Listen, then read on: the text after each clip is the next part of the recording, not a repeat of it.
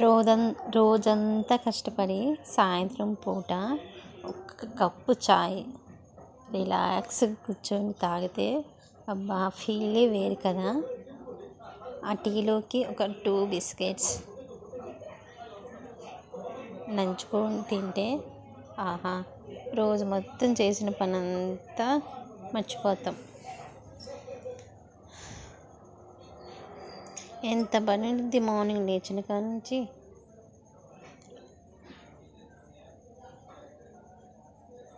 నాకైతే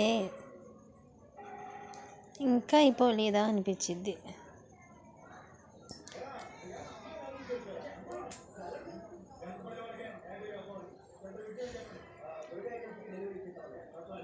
so friends,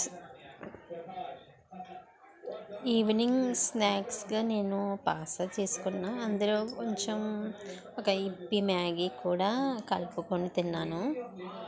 నాకు చాలా ఇష్టం ఈవినింగ్ పూట ఏదో ఒక స్నాక్ తినాలని. సో ఈరోజు నేను పాస్తా చేసుకున్నాను, చాలా బాగా కుదిరింది. సో మీరు కూడా ట్రై చేయండి.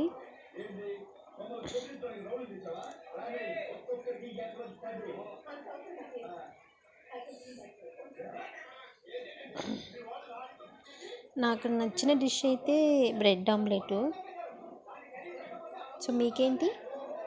సో పిల్లలు క్రిస్మస్ వస్తుంది కదా, పిల్లలందరూ మా ఇంటికి వచ్చి క్రిస్మస్ డ్యాన్సులు నేర్చుకుంటున్నారు. ఈవినింగ్ అయితే చాలు మా ఇల్లు చాలా సందడిగా ఉంటుందన్నమాట.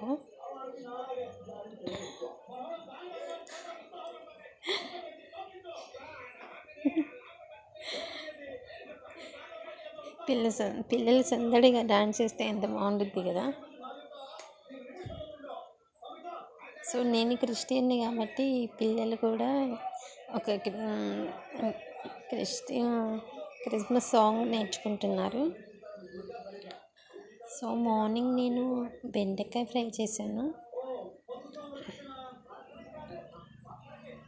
ప్లస్ అమ్మ మొన్న వచ్చినప్పుడు పెసరపప్పు తెచ్చింది కదా, ఈ గ్లాస్తో ఒక గ్లాస్ పోయమంది. సో సేమ్ నేను అలాగే చేశాను, ఒక ఫుల్ గ్లాస్ పోసేసాను, ప్లస్ ఇంకొంచెం ఎక్స్ట్రా వేసాను. పప్పు ఉడికిన తర్వాత మా అమ్మ టమాటాలు వేయమంది. సో పప్పు ఉడికిన తర్వాత నేను టమాటాలు కూడా ఉడికిన తర్వాత అందులో కొంచెం పసుపు, ఉప్పు, కారం వేసాను. చాలా బాగా కుదిరింది. పెసరపప్పు నేను ఎప్పుడు వండలా, అమ్మ తీసుకొచ్చింది కదా, అమ్మ చూపించింది ఎలా వండాలని. టేస్ట్ చేశాను, చాలా బాగా కుదిరింది.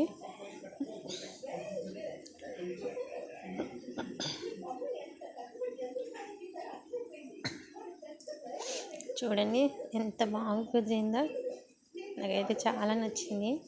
అందులో పోపు వేసిన తర్వాత ఇంకా ఆ స్మెల్కి కడుపు నిండిపోయింది.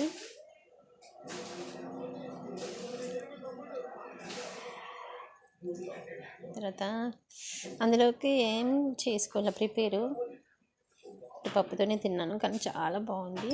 నేనైతే మస్తు ముద్ద కలుపుకొని తిన్నాను, లాస్ట్ ముద్ద వరకు భలే ఉంది వేడి అన్నం మీద. తర్వాత మా అబ్బాయి చాలా చాక్లెట్స్ తీసుకొచ్చిండు, నేను చూడలేదు, చాలా వెరైటీస్ ఉన్నాయి చాక్లెట్స్.